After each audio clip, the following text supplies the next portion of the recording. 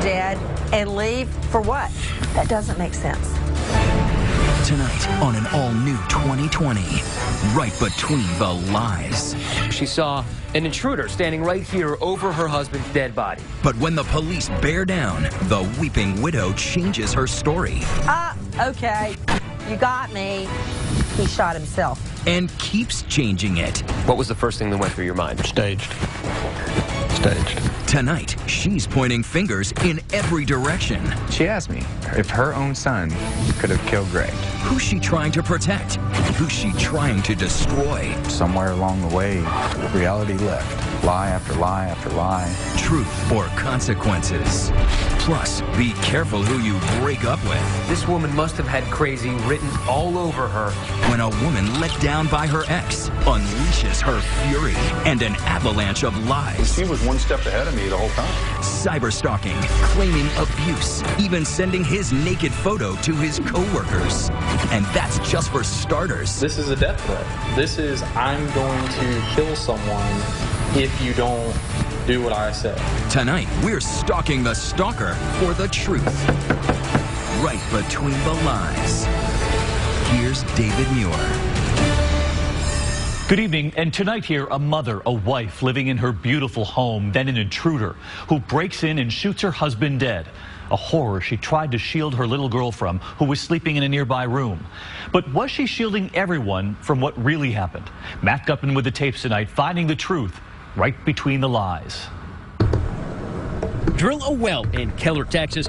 You don't get crude, you get cash. And 40-year-old Greg Williams was rolling in it, a self-made businessman getting rich with his computer security company.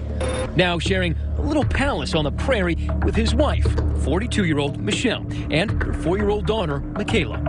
Greg and Michelle both twice divorced, but it felt like this third marriage would be the charm. And Michelle's grown sons from previous relationships, Lee and Andrew O'Brien, say her marriage to Greg was a fairy tale. He always treated her like a queen. Anything she wanted, she got. The family renting a McMansion with a pool out back, his and her Mercedes in the garage. Money. He's got the money. He's got the party lifestyle. He's accomplished, and he's head over heels for her. Quite a change for the woman who'd struggled as a teen mom to raise 3 kids, living hand to mouth. We were living in motel rooms if we could, bouncing around, couch surfing. Michelle, now the kind of bride who shows a little leg. Greg, the kind of guy who buys his wife a yogurt shop to keep her busy.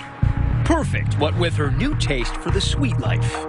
Greg spending his spare time on alpha male activities, karate chopping, cinder blocks, and bodybuilding. He was like a frat boy, like literally through and through. He was a jock, but a genius at the same time. But one October night, the cowboy Camelot came to an end with a single gunshot. Netcom 911, where is the emergency? That's Michelle Williams calling for help. Greg has been shot. Oh my God,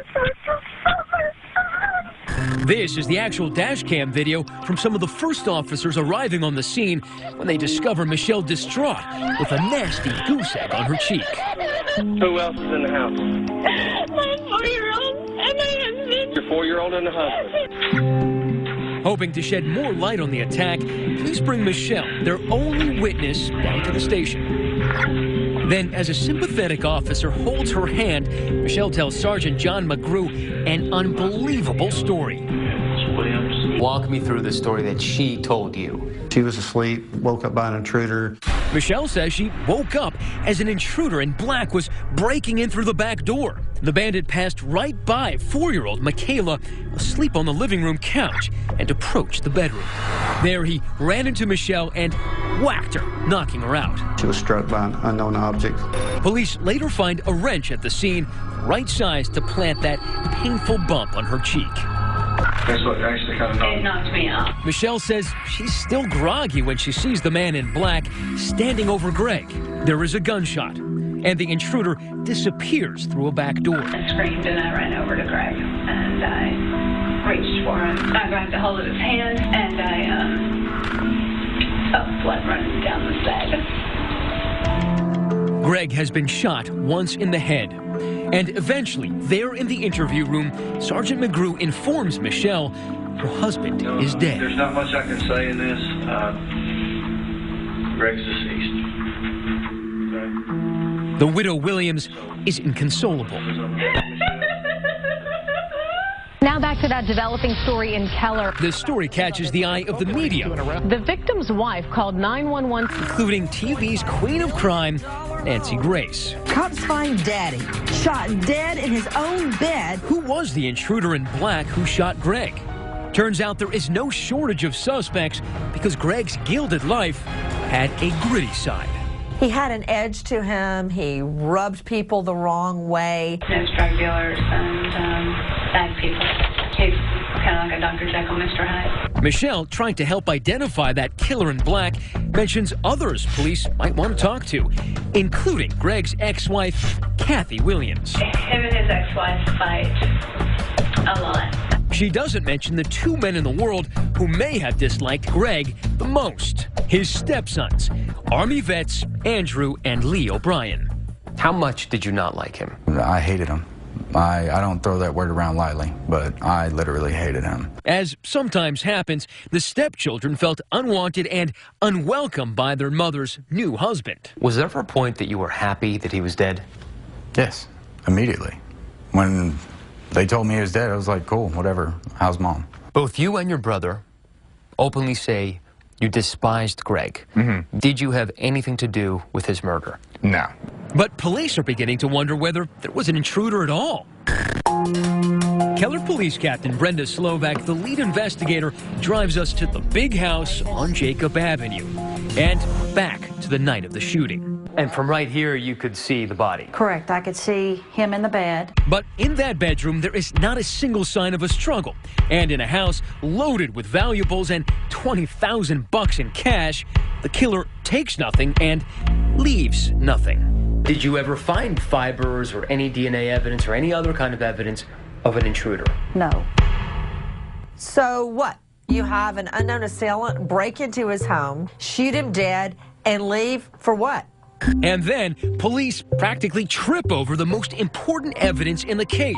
Right here in these crime scene photos. The murder weapon, the very recently smoking gun, Greg's gun. Yep, shot with his own gun. If someone's going to come into your home and try and do you some harm, normally you would bring your own gun. And right next to the gun, the fired shell casing and the wrench possibly used to hit Michelle. Arranged neat as a pawn shop showcase. You saw this picture. What was the first thing that went through your mind? Staged. Staged. When you were sitting across from her, did you ever think that this woman is lying to me? Oh, yes, sir. Back at the police station, a now suspicious Sergeant McGrew tells Michelle the crime scene suggests only two possibilities. Either she shot Greg, or Greg shot himself. I did not hurt my husband, and he did not hurt himself. Okay. There was a man in my house. She denies it no fewer than 6 times until this moment. If he self-inflicted it, you need to tell me. I mean, this is it. I don't, we're getting wits in. You've got to be honest with Michelle. If he did it and you covered it up, just tell me. He did. Huh? He did. She said he did it. He did it. Yeah. She immediately folds and went, okay, you got me. He shot himself. Michelle admits she's told a pack of lies and now offers a second version of Greg's death. Michelle now says she was sleeping on the couch with 4-year-old Michaela. She hears the gunshot and goes into the bedroom to find Greg had shot himself. She cleaned it all up and arranged things to look like a home invasion. I knew I had to make it look as if it was a burglary. And get this, to really sell the story, Michelle says she hit herself in the face with that wrench. I went like that thinking I'll just have a little bruise, and that really backfired bad. Michelle says she only wanted to protect their 4-year-old daughter, Michaela, and Greg's reputation. After spending 5 hours in the interrogation room, police finally release Michelle, who soon finds consolation in comfort food. The very morning after, Michelle Williams goes out to breakfast to IHOP and basically orders the lumberjack breakfast. She's not worried about her dead husband at all. She's living it up. Sausage, pancakes, eggs, the work. But police are finding Michelle's stories hard to swallow. They have more questions than ever about the night Greg died. Like, how did 4-year-old Michaela sleep through a shooting in the next room? Somehow Michaela, their daughter, slept through it all.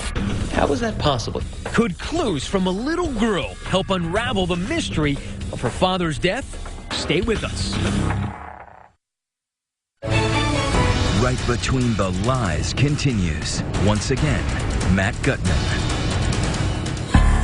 A curious feature story on the website of the Fort Worth, Texas newspaper about a new kettlebell workout club. The owner is one Shelley Williams, who may look familiar because at the time, she's the most infamous widow in Texas. Her husband, Greg, shot in the head in their king-size bed in their king-size house. 3, 2. But now, less than a year after cremating her husband, Michelle is the very picture of a merry widow. And it's very upbeat, it's fast, everyone really has a good time with it. Also having a good time, Michelle's employee, Gene Wallace. You're in a group atmosphere, so it pushes you more than you can push yourself. Could call him an employee with benefits. A dozen years younger than Michelle, they're now a couple. Much has happened since that interrogation room where Michelle told 2 different stories about how her husband wound up with a bullet in his head. First, she said it was murder, then suicide. But police have been weighing the evidence. Based on the angle of the gunshot wound and other forensics, the medical examiner eliminated suicide and ruled Greg Williams' death a homicide. And remember, the crime scene showed no sign of an intruder. Crime scenes don't lie, people do. But something else bothered police, how that little girl, Greg and Michelle's daughter, Michaela, slept right through a shooting in the next room. I think it's a reasonable possibility that children's Tylenol or something else was administered to the child. Some sort of drug to make her sleep. Yeah. Police concluded only one person could have shot Greg, his own wife, Michelle Williams. The motive? Insurance that would pay out the better part of $1 million. That sobbing in the interrogation room when the cops told her Greg was dead? Crocodile tears. She was arrested and charged with murder. But Michelle doesn't sweat the small stuff. Soon, out on bail, there she is, swinging kettlebells with her new boyfriend. Her mind was also getting a workout. She tells her son, Andrew O'Brien, it really was murder. What's more, now she wonders whether the killer might be her own son, Andrew's brother, Lee. She asked me, she said, do you think your brother could have done it? And she asked me if her own son could have killed Greg. She had to plant a reasonable doubt that someone else could have been there that night. Someone else could have squeezed that trigger. By pinning it on you? Yes. But police say Lee and Andrew O'Brien both have strong alibis. The brothers say they began to realize that Mommy Dearest might be a monster. She doesn't even know what reality is anymore. She's been lying so long, and I think that somewhere along the way, reality left. And so she just kept going. She knew nothing else. Lie after lie. They also remember how vengeful she could be if she thought a man was mistreating her. She would, what I call, punish them. Kill dogs. Attempt to kill dogs. Poison dogs. And if someone would have like a saltwater fish tank, then she would pour Ajax in there or Drano and kill all these fish. In Texas, a murder charge can land you on death row, but not Michelle. Her luck holds out. I don't know how she managed to do it, but Michelle Williams managed to finagle a plea deal out of the state. Prosecutors say Michelle cleaned the crime scene so well, it didn't have much of a case. This is a circumstantial evidence case. There's no doubt about it. Of course, not in small measure because she had altered the crime scene. The deal, announced in a press release, requires Michelle to plead guilty, not to the murder charge in the indictment, but tampering with evidence and deadly conduct. Instead of death, the recommended sentence will be just 18 years. In a jailhouse interview, Michelle seems pleased with her bargain. With a plea deal, I'm looking at a couple of years before I'm out for parole. So I'm actually, if you could say, looking forward to getting the sentencing over with so I can start moving towards the end of this hell. But before she can be sentenced, Michelle has another surprise. She's pregnant just before sentencing. And not only is she pregnant, she's pregnant with twins. Sentencing was deferred until after Michelle's due date. But prosecutors say the pregnancy turns out to be another lie to delay prison. The conception was an immaculate deception. But then, Michelle makes the mistake of a lifetime. She grants an interview to the national TV crime show 48 Hours. Did you murder your husband, Greg? No, I did not. There she goes again. Michelle flip-flops on her story. She tells 48 Hours she's an innocent woman.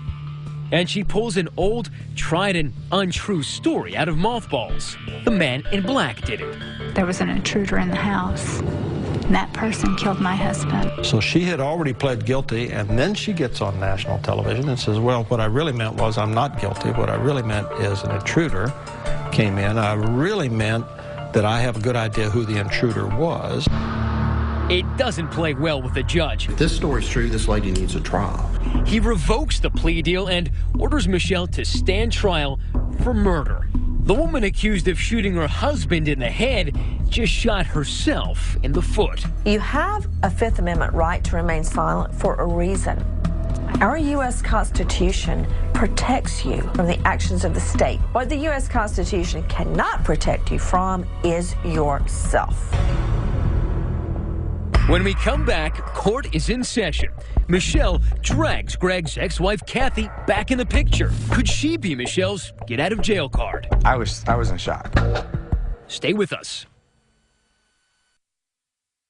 2020 continues with Matt Gutman.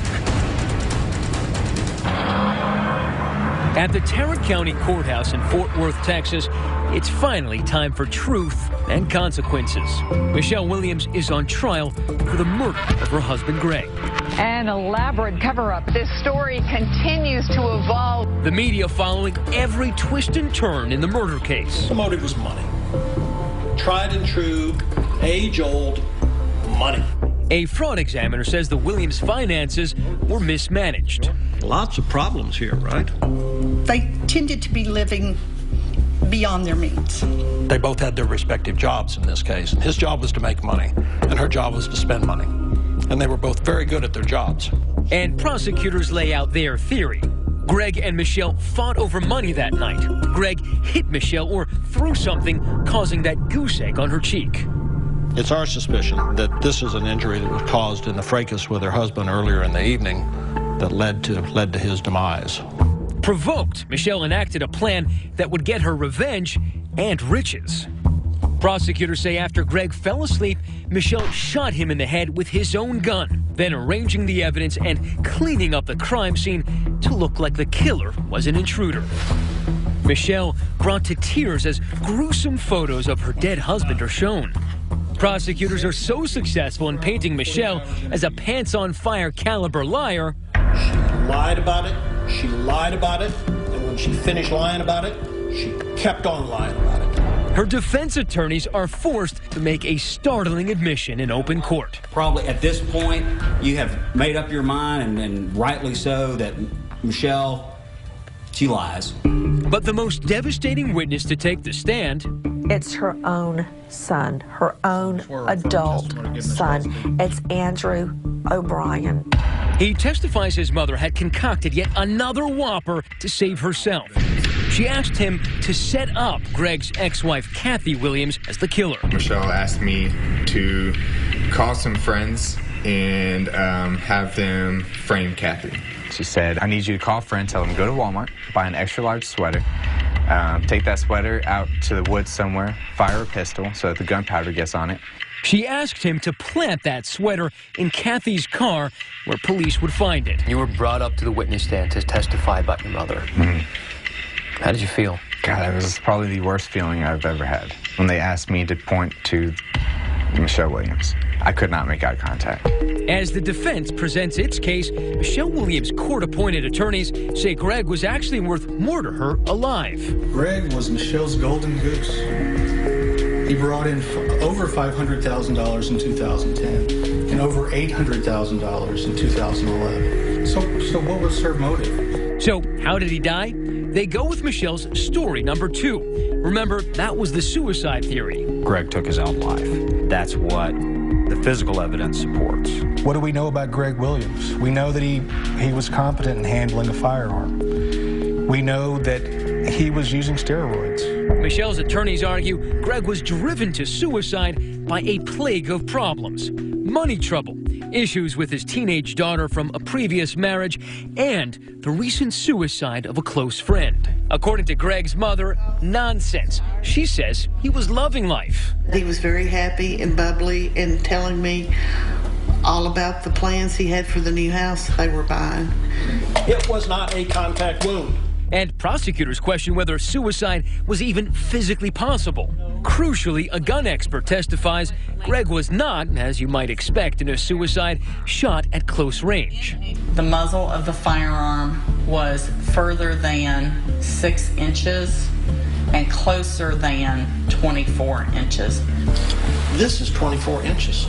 Prosecutors demonstrate the acrobatics required to have pulled the trigger from that distance. Does it make any sense to you at all that somebody would lay back in their bed and hold this gun 11 inches away from their own head and fire into their head? How do you get your hand to do that? How do you cock your wrist to do this? The prosecution seemed very convincing. People who commit suicide don't do it that way. He was a bodybuilder. I'm sure this was a pretty common stance for him. So it's not far-fetched that he would have just done this. Another problem with the suicide theory pointed out to us at the crime scene. Although Greg's left hand is in view, his right hand, his shooting hand, was tucked under the covers. So he would have had to have shot himself and then put his hand under the comfort. Correct. In their final defense of the suicide theory, Michelle's attorneys try to explain why she concocted that intruder story and staged the crime scene. She's not a career criminal, ladies and gentlemen. This is not something she had time to think about. She panicked. She was working, like I said, to protect her baby girl, Michaela, who was in the other room. She has tried to pull the wool over the eyes of family and friends and police and prosecutors and courts, the media, the community, and ultimately you. Don't let her get away with it. After all of Michelle's Pinocchio moments, the intruder in black, the suicide theory, the imaginary twins, the jury comes back and hits Michelle right between the lies. Ms. Williams, if you would stand, please. The verdict says we, the jury, find the defendant, Michelle Marie Williams, guilty of the offense of murder as charged in the indictment. Michelle Williams, who had once been offered a plea deal of 18 years, is now sentenced to 60. Do you think she could have gotten away with it? I think she could have gotten away with it. If she had come up with the suicide story and stuck with the suicide story, she could have gotten away with it. What do you think was the one thing that kept her away from freedom? The fact that she couldn't keep her mouth shut. Instead, Michelle is now serving what amounts to a life sentence. It's little solace for Andrew, who already considers his mother dead to him. Would you say you have a mother? No. I don't like to even consider her my mother. I had someone who gave birth to me, and that's it. But he acknowledges that his twisted relationship with his mendacious mother has given him at least some direction. She taught me exactly what not to do in life, and I've learned pretty well from that. So you learned from example from her. Right. What not to do. Exactly. And that's what I focus on, my family and my kids. And giving them everything I didn't have. So what do you think about that mom asking her own adult son to pin this on someone else? Matt Gutman is live tweeting along with the rest of us tonight. Let us know. Use the hashtag ABC2020. And stay tuned here. If you've ever had a bad breakup, yours will pale in comparison. What one woman was willing to do to ruin her ex. Coming up, when a casual breakup leads to all-out war on an ex-boyfriend. Every time you see a police car, are they coming for me? But wait till you see the photo she sent to his co-workers and the bucket list of lies she used to destroy him. The actual content of what they're writing is so sinister. Her to-do list is done, and so is she when we track her down. You're not sorry for anything that you've done. Next on Right Between the Lies. Well, we've all heard the song "Breaking Up is Hard to Do," but next tonight here, when it turns into a true nightmare. Authorities say a woman willing to lie to do anything, and we mean anything, to destroy her ex. What did she send his co-workers? They had never seen him quite like this before. Here again, Matt Gutman. While coaching his son's football team, Joe Good was bowled over, not by the play, but by the pretty blonde on the sidelines, Tawny Blazejowski. You know, her son was on the same team as my son. Then we started, dating after when I got divorced. Joe and Tawny could have been a modern-day Brady Bunch. Tawny is mom to 4. Joe is the father of 2, each with a divorce under their belt, and together they found passion. She was a lot of fun. She was a great change from marriage. Life with her was pretty good. She was awesome. And what the smiles on boozy Caribbean cruises tell in pictures, Tawny's love letters tell in words. She's very passionate and enthusiastic in everything she does. Were you ever in love with her? Yeah, I was in love with her. Their love blossoms here along the shores of sunny St. Augustine, Florida. Life, for a time at least, is heavenly. Joe lives here on Paradise Pond Road, managing insurance claims for a national company. Tawny tucked away in this nearby cozy cul-de-sac. And after 2 years of dating, Joe proposes. Here's the ring, and here's Tawny's excited Facebook post. But when Joe drags his feet on setting a date, Tawny drags him under. Did you ever get any indication that there might have been something a little bit off with her? There were red flags. She would get upset about things. Didn't go away. No, they kept on. The time frame between when she'd get mad got shorter and shorter. And it escalated to where finally she asked me, do you want me to just go ahead and cancel the vacation I got planned for you? And I said, yeah, sure, I'm done. I'm tired of this crap. The engagement is now very off. So you called her bluff? I said, yeah, cancel it. Immediately the phone rang. And she was, are you sure this is what you want? Because I got everything lined up that I'm going to ruin you. And I'm like, what? About a half hour after that conversation, I get a text message on my phone that my Yahoo password had been changed. The bond that almost led to marriage breaks in the time it takes to send an email. Tawny, scorned, hacks Joe's personal email account, and an epic cyber-stalking campaign begins. First campaign stop, Joe's employer. That night, I just went to bed, got up the next morning real early, went into work, opened up my work email, and there's 14 emails that I was CC'd on that were sent to the CEOs of the company. Saying what? Pornographic pictures. Not just any pornographic pictures. One of them features Joe in, well, happier times. We won't go any lower, but Tawny would.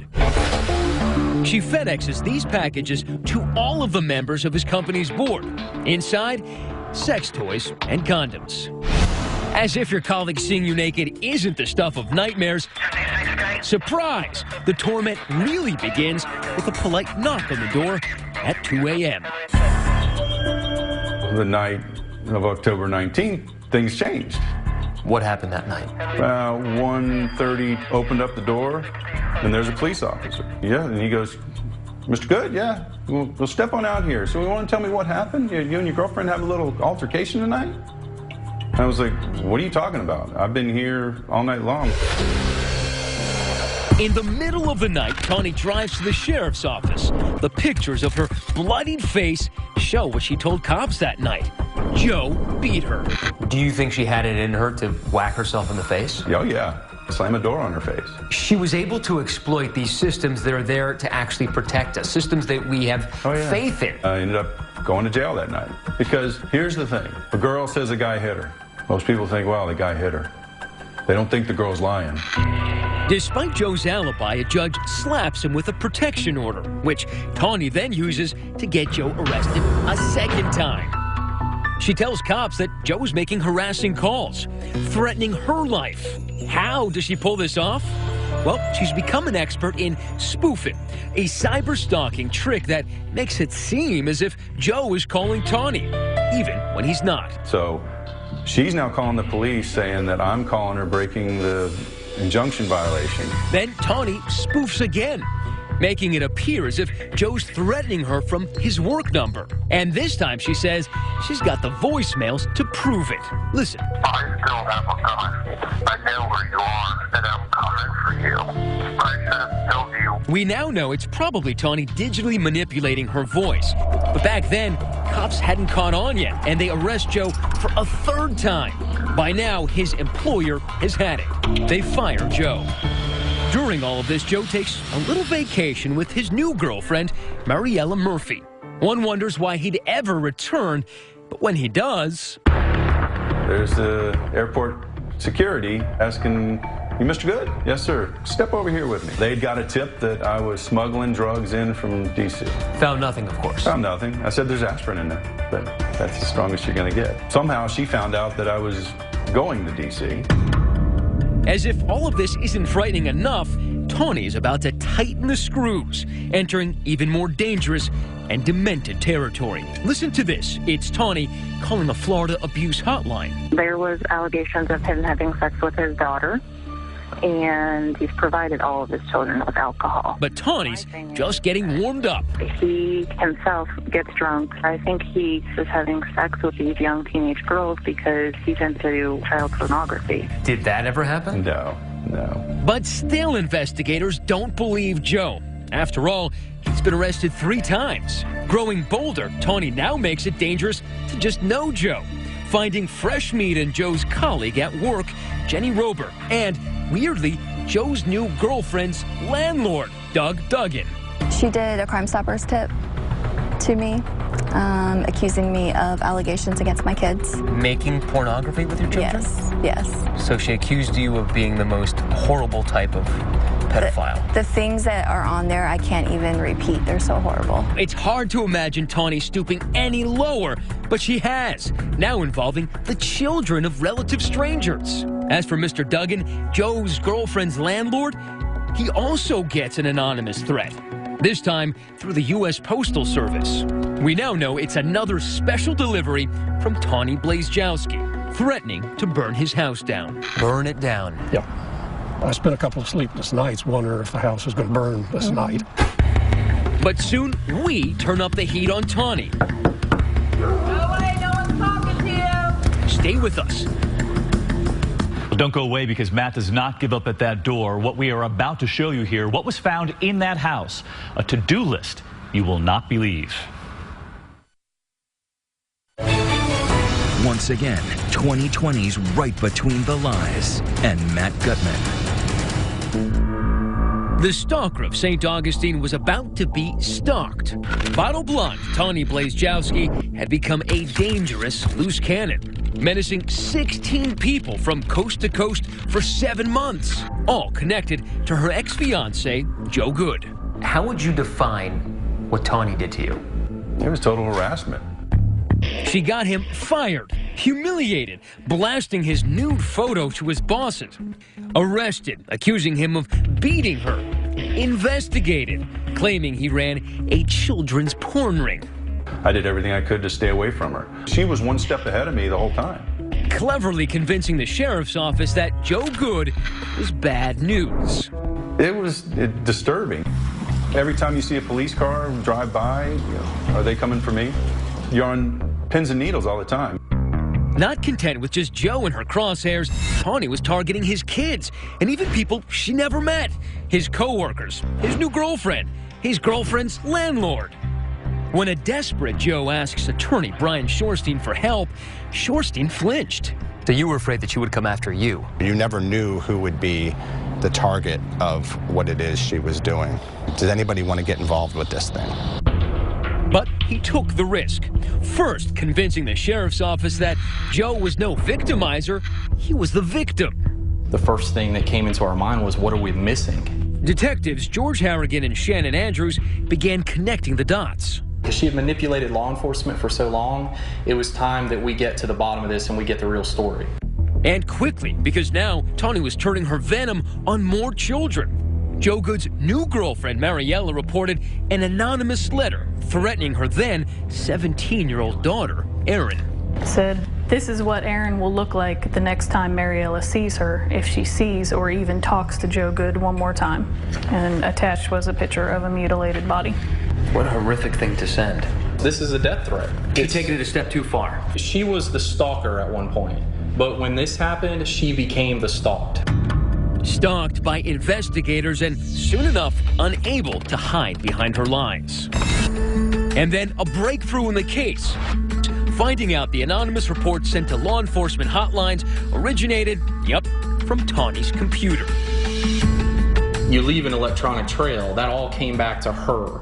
It was enough evidence to get a search warrant and show up at Tawny's house. We knocked on the door, she was home. Yes. What'd she look like? Like a mother at home with her kids. Totally normal. Totally normal.